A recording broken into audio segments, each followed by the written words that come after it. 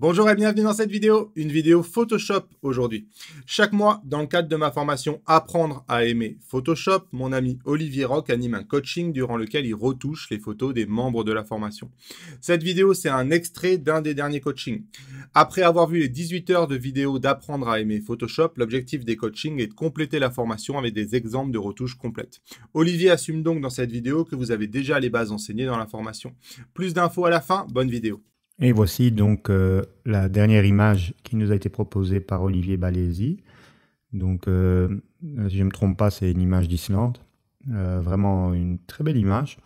Honnêtement, il n'y a pas grand-chose à faire au niveau traitement. Hein. On a un beau ciel, on a des zones colorées, on a un sujet en avant-plan. C'est juste un peu au niveau de la composition que je trouve que le personnage se fond un petit peu trop dans la montagne. J'aurais préféré en fait le prendre d'un peu plus bas, c'est-à-dire que la tête du personnage dépasse un peu plus de la ligne des montagnes. Et donc, vu que c'est pas possible de retourner sur le lieu, on va essayer de la faire ressortir un peu plus. Donc, vous voyez, le fond ici est dans l'ombre et elle est dans la lumière. Donc, on va accentuer un petit peu la lumière sur elle, un petit peu aussi sur l'avant-plan pour la faire plus ressortir. Voilà, donc ici, a priori, je regarde l'histogramme, il n'y a vraiment rien à faire, juste peut-être légèrement déboucher les noirs. La balance des blancs me plaît bien comme ça. Je peux toujours tenter en auto pour voir ce que ça donne, mais non, ça part trop sur des tons chauds. Je préfère la balance des blancs initiale choisie par Olivier. Donc, ce qu'on va faire, c'est qu'on va envoyer ça directement dans Photoshop. Voilà, modifier dans... Et cette fois, je vais choisir dans Photoshop directement, vu que je n'ai fait quasi aucune modification sur le fichier RAW et que je n'aurai pas besoin de revenir sur les réglages de ce dernier. Donc, directement, je crée une copie de mon arrière-plan pour conserver l'original. Et donc, on va s'attaquer directement à mon travail habituel dans mon workflow, donc de la luminosité.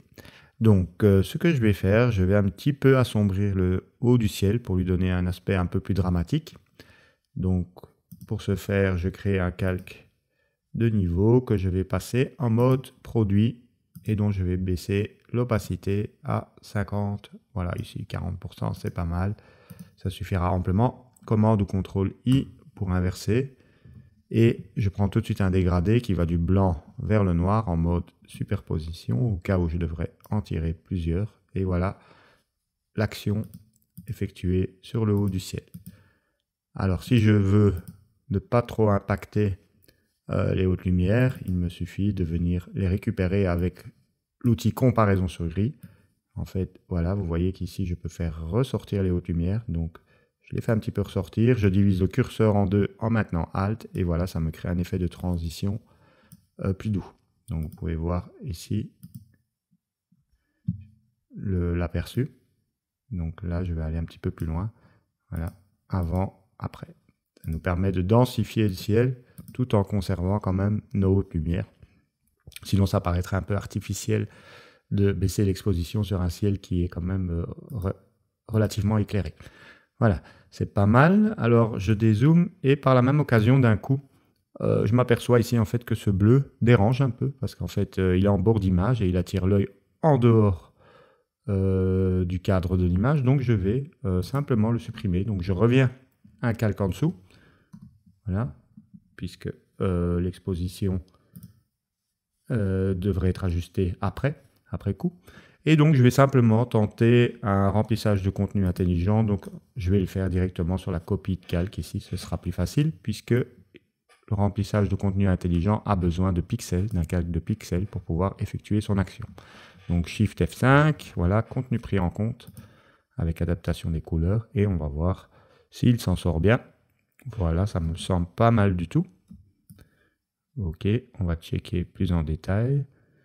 Et vu qu'il y a une grosse zone lumineuse, je vais quand même venir sur un nouveau calque, simplement fermer un peu le haut de l'image en dupliquant un peu de matière de nuage un peu plus foncé. Alt-clic et je viens un petit peu, vous voyez, assombrir le haut. Simplement en fait pour fermer, voilà, l'image. Là, ça me plaît mieux comme ça. Donc je peux fusionner ces deux-là ensemble, commande E. Et on va voir un petit avant-après. Voilà, vous voyez ce que je voulais vous dire au niveau de l'ouverture dans le haut de l'image. Alors, je reviens sur mon travail de luminosité. Donc ça, c'est pas mal pour le ciel. Alors maintenant, ce que je veux faire, c'est en fait remonter la lumière sur les zones plus lumineuses, mais en particulier sur le sujet. Donc ce que je vais tenter de faire, c'est de séparer le sujet de son arrière-plan un peu plus. Donc je vais tenter de créer une sélection. Donc ici, pour ce genre de choses, la sélection n'a pas besoin d'être ultra précise. Il vaut mieux qu'elle rentre un peu dans le sujet pour éviter d'impacter l'arrière-plan, parce que là, ça se verrait. Donc là, avec l'outil sélection rapide, je fais, comme son nom l'indique, une sélection rapide. Donc n'hésitez pas à zoomer. Voilà. OK. Bon. On regarde le résultat de la sélection. Ça me semble pas trop mal. Là, vous voyez que là, il a du mal à détourer les zones, puisqu'elles se ressemblent, les teintes et la luminosité se ressemblent fort à celles de l'arrière-plan. Voilà. Évidemment, il ne faut pas juste se contenter du sujet, mais également de la lumière qui devrait être impactée autour de ce dernier. Voilà. Et donc, je vais sélectionner tout le rocher ici d'avant-plan, si l'outil y arrive. Oui, ça a l'air pas trop mal. OK. Alors, on peaufine un petit peu. Voilà, là j'ai été trop loin. Alt et je reviens en arrière. Alors, attention ici entre les jambes, hein, ça c'est souvent des endroits qu'on oublie. Donc prenez un petit pinceau et Alt pour soustraire cette zone de la sélection. Alors on laisse travailler. OK, il y a encore ici un peu entre les jambes. OK, ça me semble pas mal à ce stade-ci. Alors, je vais donc créer un masque. Donc d'abord un calque de... ici, je vais travailler avec un niveau. Un niveau et automatiquement un masque va être créé. Voilà. Alors, une des premières choses que je vais faire, c'est visionner ce masque qui est un peu trop dur. Et donc, je vais lui donner un contour progressif de 1 pixel. Voilà. OK. Comme ça, la transition sera plus douce. Donc, ce que je vais faire, c'est monter. Alors, ici, c'est un peu dans mon chemin. Voilà. Je le mets sur le côté. Je vais remonter les hautes lumières. Voilà. Vous voyez, là. C'est pas mal du tout. Après, vous pouvez jouer avec le curseur des tons moyens pour un peu... soit éclaircir plus fort, là ça paraîtrait découpé, on dirait un photomontage, ou là par contre rajouter un petit peu des ombres pour un résultat plus naturel. Donc là on va faire un petit avant-après, voilà, c'est pas mal du tout. Alors je vais juste créer un dégradé, qui va aller du plus sombre au plus clair vers le sujet, pour créer une espèce de fade. Donc je vais grouper ce calque dans un dossier pour pouvoir lui appliquer un deuxième masque. Et donc je vous montre, le masque va donc être blanc par défaut, c'est-à-dire qu'il laisse passer entièrement le réglage et le masque du dessous. Et je viens tirer un dégradé de noir vers blanc, du bas vers le haut, jusque, voilà, plus ou moins le sujet. Et donc, voilà, on a ici le bas qui est un peu plus foncé, et puis là, boum, le point de lumière sur le sujet. OK, donc... plume plus sujet. Voilà. OK. Donc ça c'est pas mal. C'est un premier travail. On va zoomer un petit peu pour voir s'il n'y a pas trop d'arrière-plan qui auraient été pris en compte. Voilà. Ici c'est bon. On va se déplacer, voir un petit peu dans le bas. OK. C'est pas mal du tout. Donc maintenant on va passer à la mise en valeur de l'arrière-plan. Donc j'aime particulièrement cette zone ici où on voit toutes ces belles couleurs. Donc ce que je vais faire, je vais travailler en fait sur la correction du voile. Donc j'aurais pu le faire dans Lightroom, mais comme je ne l'ai pas fait à ce stade-là, je vais le faire maintenant avec le filtre Camera Raw.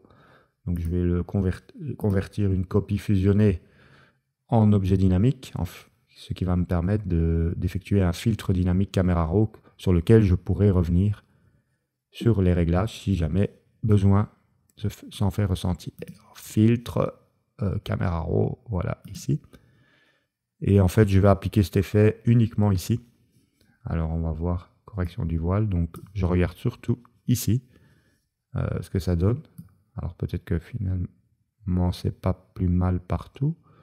On va voir. Un petit avant-après, vous appuyez sur P dans caméra raw. Mais ça ajoute pas mal de contraste. Je vais valider par OK. Voilà. Et je vais observer. Je vais d'abord l'appliquer uniquement sur la zone centrale de l'image. Et puis, j'évaluerai si je l'applique sur le reste aussi ou pas. Donc ici, pinceau blanc. Et je viens donc, voilà. Non, finalement, je vais le laisser comme ça. C'est-à-dire que je ne vais pas l'appliquer partout, mais uniquement sur la zone d'avant-plan que je voulais mettre en évidence. Ok, pas mal. Voilà.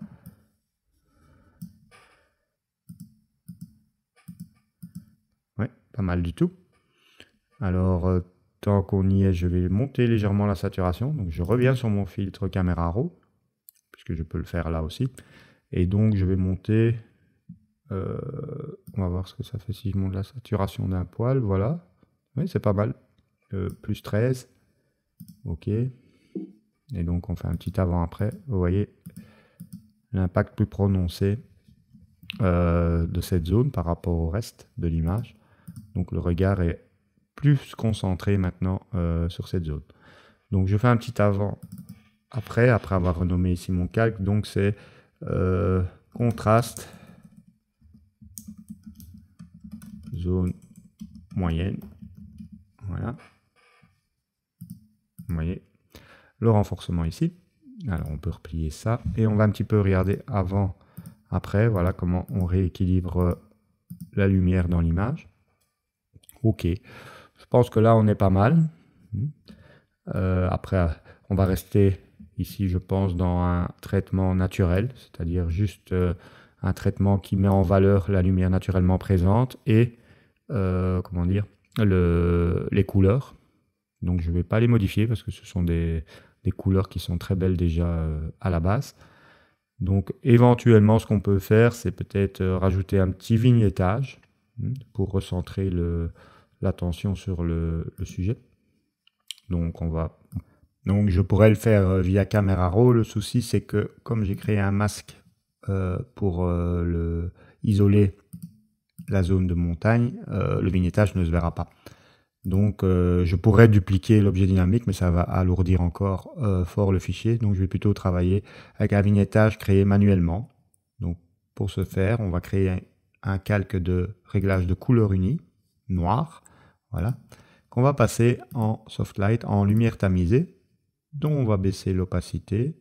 Voilà, on peut évaluer l'effet ici.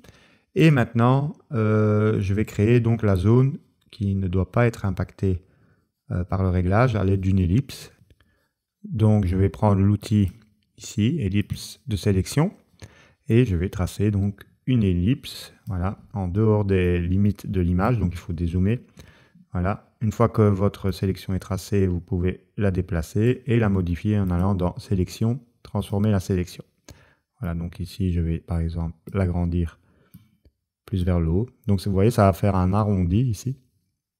Et idem vers le bas, je ne veux pas impacter les zones colorées de mon image. Donc là, a priori, ça me semble pas mal. Donc, maintenant, je vais remplir ça donc de noir dans mon masque. Voilà, commande delete. Et vous voyez évidemment que la transition est affreuse parce qu'il suffit simplement d'aller modifier le contour progressif de cette dernière. Voilà, vous voyez. Là, il faut que la transition disparaisse et vienne se fondre dans l'image. Donc, ça permet d'être dynamique et de revenir sur le réglage. Voilà l'intérêt de cette méthode. Alors, on fait un petit avant-après. Et on peut encore ajouter, donc on peut compléter le masque. Si par exemple ici, on veut conserver les tons plus clairs de cette zone, on vient donc peaufiner avec le pinceau les zones qu'on ne veut pas avoir trop impactées par le vignettage. Voilà. Ok, et peut-être ici c'est un peu fort sur l'avant-plan. Voilà. Vous voyez, vous pouvez peaufiner comme ceci votre masque. Donc on fait un petit avant-après. Voilà, c'est pas mal du tout. On peut, de la même manière qu'on l'a fait là tantôt, préserver nos tons clairs en appelant l'outil comparaison sur gris, où on vient réintroduire les tons clairs qui sont en dessous de ce calque. Voilà, vous voyez, les nuages réapparaissent, vous divisez en deux pour avoir une transition progressive. Et voilà, on valide par OK et on va faire un petit avant-après. Voilà. Ici, je trouve que le réglage est un peu fort. Donc, ce que je peux faire, c'est simplement baisser l'opacité de mon pinceau pour laisser quand même un peu du réglage. Voilà, et donner 2-3 coups de pinceau. OK. Donc là, on est pas mal. On fait un petit avant-après depuis le début. Alt. Voilà, on a bien recentré le regard sur le sujet et joué sur la lumière et un petit peu sur la saturation. Vous pouvez retrouver Olivier sur voyagephoto.com, Écosse, Cinque-Terre, Toscane, Valence, Pays-Bas, Valençol et tant d'autres. À vous de choisir.